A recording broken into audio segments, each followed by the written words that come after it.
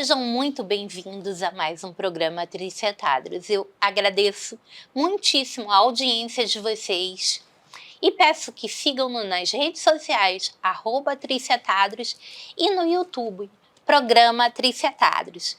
Curtam, compartilhem, comentem. Somente o comentário e o compartilhamento gera engajamento. Só a curtida não basta. Então eu peço para vocês que suportem bastante esse canal e nos ajudem a crescer e produzir conteúdo de qualidade sempre.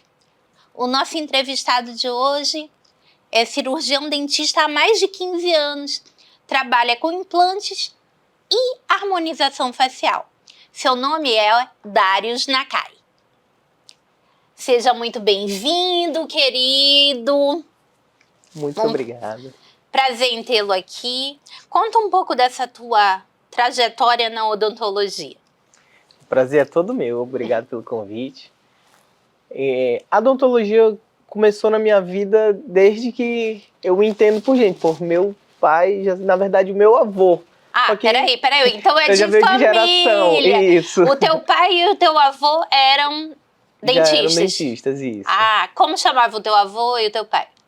O meu avô, Benedito, e o meu pai, Cristóvão Rego Barros. Tá. Então Nakai é nome de mãe. Isso. Aí Nakai... mas Rego Barros é um nome de peso. Justamente, eu até brinco com ele, isso aí foi culpa tua, porque desde pequeno me chamavam Darius Nakai. Então, Mas onde isso? Escola? Não, dentro da família, ele, minha mãe, na escola. Aí foi. Aí quando eu formei, logo que eu me formei, não tinha uma clínica, era o consultório dele, né? Uhum. Então era Cristóvão Rego Barros. E eu botei lá, Darius Nakai e Rego Barros. Só que, como depois todo mundo me chamando de Nakai, Darius Nakai, aí depois, quando eu cresci, eu não usava o nome do meu pai, eu usava o nome da minha mãe. Então vamos usar agora! Então, corrigindo aqui, estamos aqui com Darius Rego Barros. Então, doutor Darius, me conta um pouquinho. Você nasceu numa família de cirurgiões dentistas, pai, avô com muita experiência na área. A irmã também? A irmã também. Como é que chama a irmã? Tainá. A Tainá também, ou seja, nada mais natural que você seguisse esse caminho, né? Sim. Só que a odontologia, ela veio mudando, né? Bastante. O teu pai e o teu avô, eles trabalhavam com implantodologia? Não. Até na época nem existia, né? Principalmente na época do meu avô.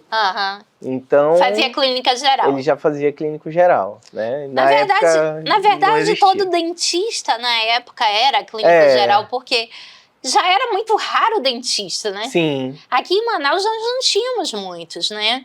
Na época do teu avô eram poucos os cirurgiões dentistas, e quando a Universidade Federal do Amazonas abriu o curso de odontologia, eram 30 vagas anuais, sendo que na UFAM nunca forma mais do que 2/3 da turma. Sim. Então vamos imaginar que formava 20 no máximo no ano, né?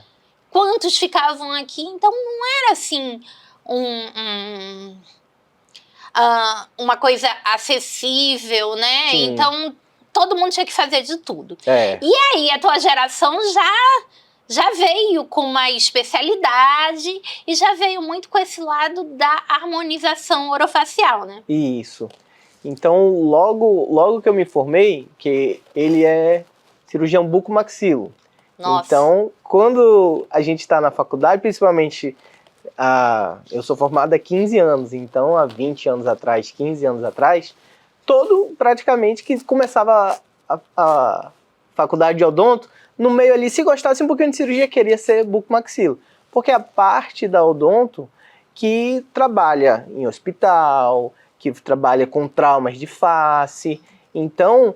É a parte da odonto que tem mais adrenalina, né? É a parte que tem mais adrenalina, principalmente para quem gosta de cirurgia, quer fazer logo... Não, eu só penso, quando eu falo assim em cirurgião, eu me lembro daquelas cirurgias ortognática. Ai, meu... Deus do céu. Então eu cheguei a acompanhar algumas ortognáticas com meu pai. Então, É bem difícil, né? É bem... A recuperação é sofrida, Também. né? O ganho é muito mais funcional do que estético. Só que, claro, que todo mundo vê a estética, que também é uma mudança Mas não é incrível. bem assim não, porque olha só. Quando eu era criança, nós não tínhamos... como é que chama? Ortodontistas. Ortodontistas. Então, quando eu era pequena, em alguma viagem falaram que eu tinha mordida cruzada, mas não tinha ninguém que tratasse e tudo mais. Quando eu estava adolescente, chegou um pessoal aqui de fora que fazia, mas fez um tratamento que não funcionou direito, né? Que não descruzou necessariamente a mordida. E eu hoje, velha, tô tratando a mordida cruzada, tô de plaquinha. Quer dizer, se você imaginar assim, tá, eu já tenho 15 anos de formado. Ok, vamos dizer que de 15 anos para cá as coisas melhoraram bastante. Sim. Mas antes não era bem assim. Então, a estética é um mínimo. A dor que eu sinto, a dificuldade que eu tenho, a língua fica solta, é uma coisa que, assim, tem gente que morre com isso. Sim. Que nunca tem acesso, nem ao tratamento, muito menos à cirurgia, né? Sim, não, por isso que eu falei, né? Que é muito mais o ganho funcional, que é esse daí, porque quem vê de fora vê uma mudança radical, mas a pessoa em si, se falar se tu quer ficar assim ou tu quer tirar tuas dores, com certeza ia falar, eu posso ficar desse mesmo jeito, só quero que tire a minha dor. Gente, porque é uma cirurgia que transforma. É insuportável. Para quem tem mordida cruzada ou qualquer problema na articulação, sabe o que eu tô falando. É uma dor que é incapacitante, é uma dor... Qualquer coisa que mexa aqui com essa região, né? Sim. As dores de dentes com tratamento de canal são insuportáveis, né? O ouvido também são muito fortes, né? Mas... a mordida cruzada, eu te digo, me derruba. É muito comum também quando tem aquele problema com bruxismo. Sim. Então, o problema da ATM, né, que é a articulação temporomandibular, então é um caso muito complexo para se tratar. E a ortognática acaba tratando isso também. Não, e quando então, a gente sente vê dor em aquelas vários pessoas lugares. da classe 3, né? Que, assim, a gente vê que eles não vão ter oportunidade de fazer o tratamento, a gente imagina que não é a dor, porque é a arcada toda fora do lugar, a mandíbula vem para frente, então acaba sentindo muita dor. Aí, com toda essa tua experiência com cirurgia orofacial e tudo mais, começou também a pender um pouco pro lado da estética, né? Sim, eu lembro que foi a minha primeira especialização, como eu falei, como ele é buco, ele já, não, tu vai fazer buco também, eu gosto de cirurgia, então não, vou fazer. Só que quando eu fui fazer a prova, eu ia fazer a residência em Recife.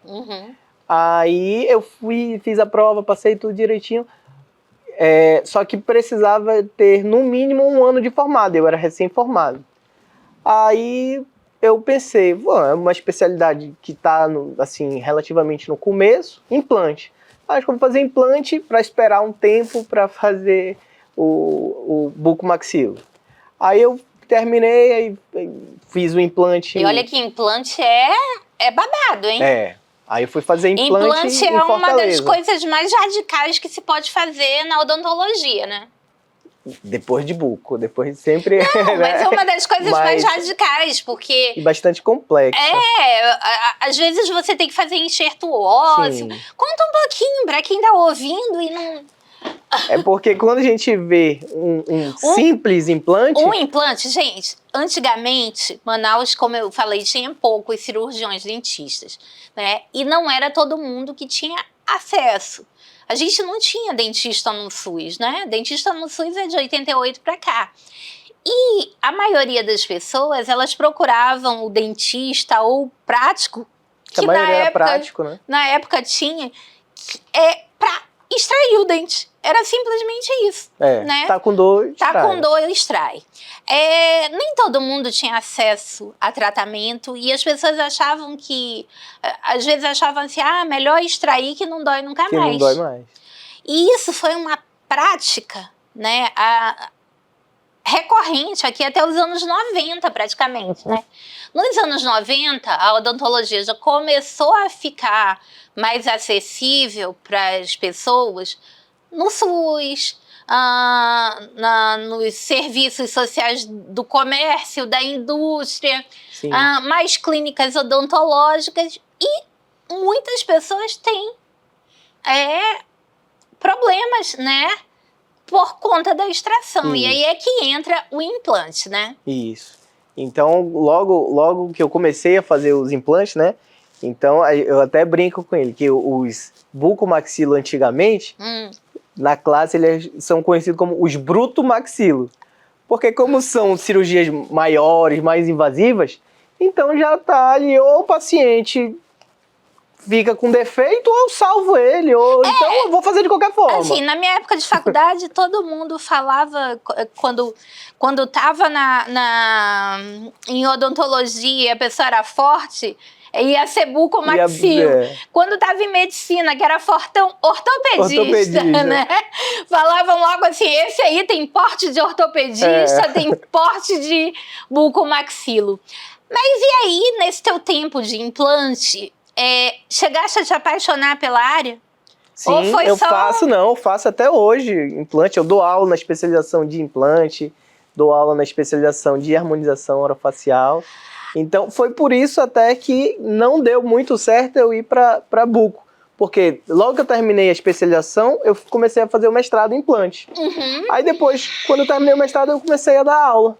Aí eu não ia, já depois que a gente começa a ganhar dinheiro, parar, porque a residência que eu tinha optado por fazer era dedicação exclusiva, então eu tinha que morar 2 anos e... Tinha que parar a tua vida toda, ir pra Recife. Isso, e passar 2 anos lá. Então depois que a gente começa a ganhar dinheiro, ninguém quer mais parar de novo pra estudar. Não é só isso, é você desmanchar uma clientela. Sim. Né? Começar tudo de novo, né? Às vezes as pessoas dizem assim, por que determinadas pessoas estudam, chegam a fazer, sei lá, mestrado, doutorado? Gente, às vezes é um momento.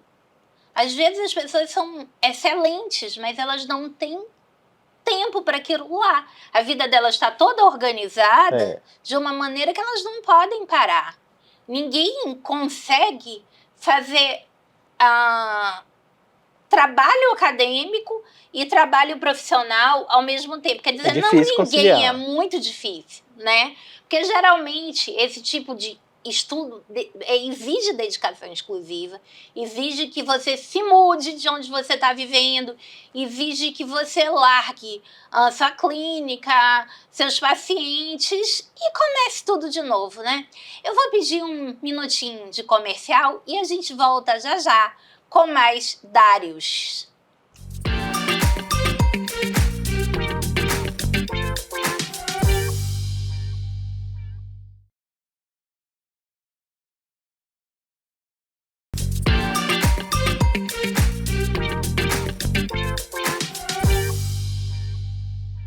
Voltando aqui para esse segundo bloco, com o cirurgião dentista, especializado em implante, em harmonização facial, Dários do Rego Barros.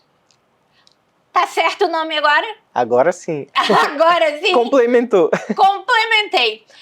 Tá, a gente falou um pouco no porquê você não seguiu a carreira de cirurgião bucomaxilo como seus pais, seu pai e avô, né? Gente, já estava ganhando dinheiro, enfim. E aí você começou a trabalhar na área de implante, né? Que dos anos 2000 para cá foi uma área de grande crescimento. Gente, depois da estabilização da moeda, nos anos 90, as pessoas começaram a ter acesso a uma série de coisas. E implante é um serviço muito caro na odontologia, Sim. né?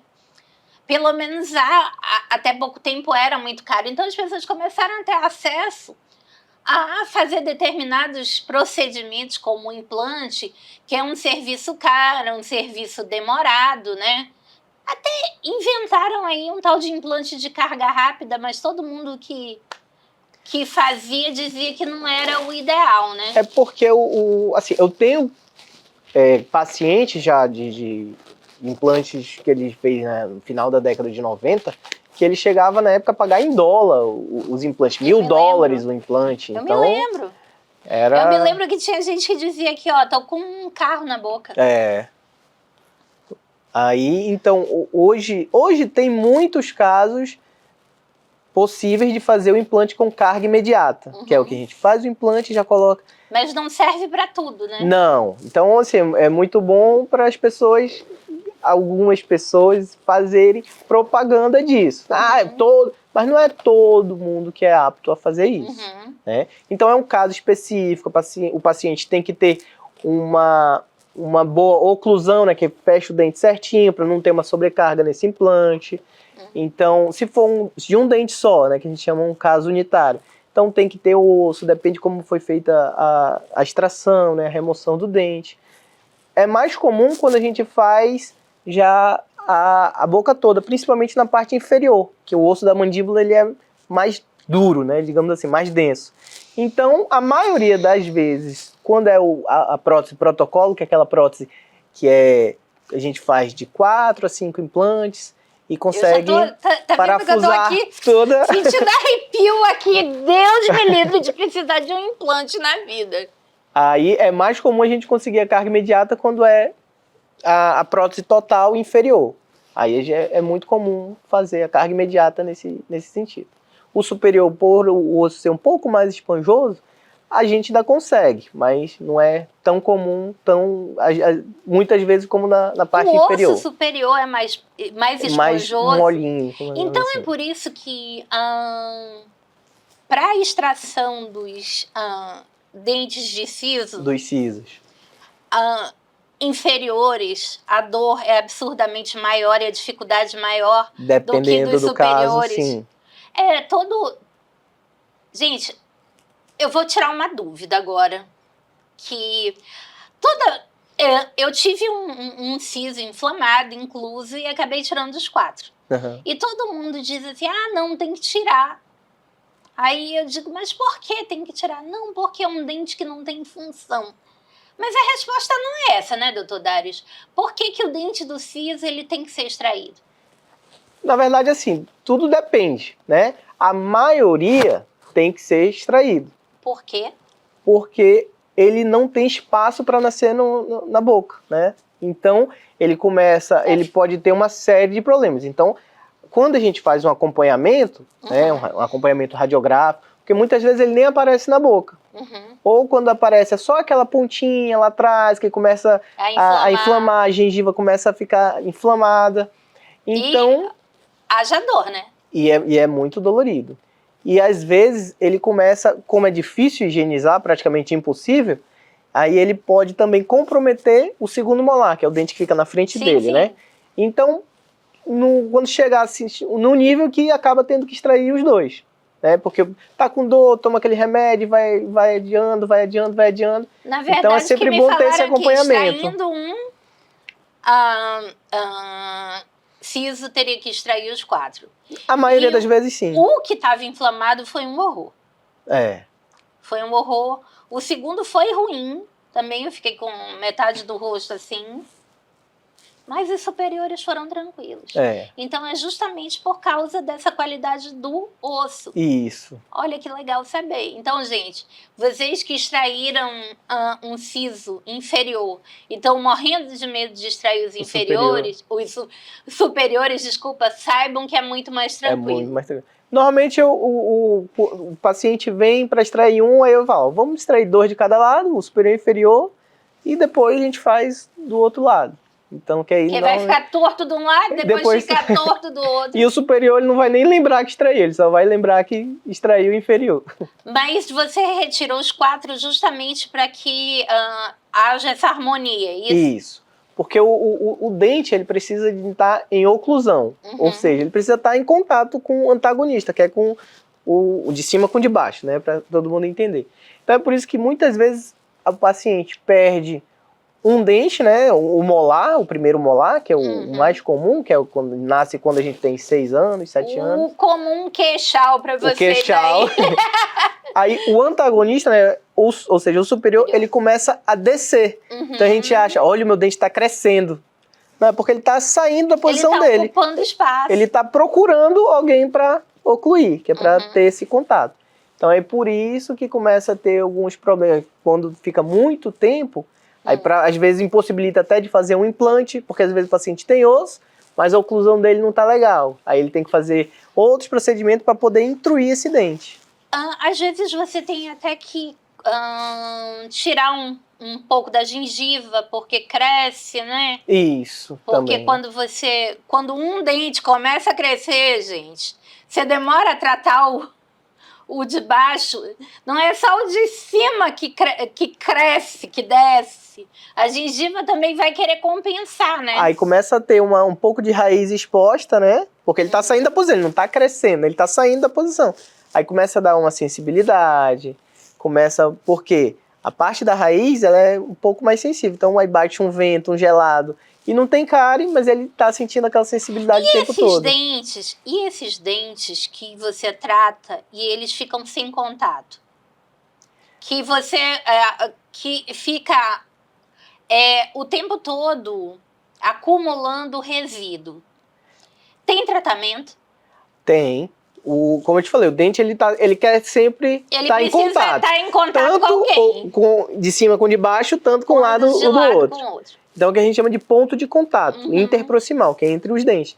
Quando, ou uma restauração, ou por algum motivo, ele extrai um dente, o dente começa a andar um pouquinho, vai ficar um espaço ali, entre um e outro. E isso é perigosíssimo, né? Sim, porque tudo que ele comer vai acumular ali. E ali a bactéria vai tomando conta do pedaço. Então, ou ele vai viver com o fio dental ali o tempo todo, mas vai acabar... É bem doloroso. Não, a gengiva vai sangrar. Então aí vai chegar uma hora que... eu não vou mais passar fio dental porque toda vez que eu passo a gengiva sangra. Então, gente, muito cuidado com essa história da gengiva que sangra.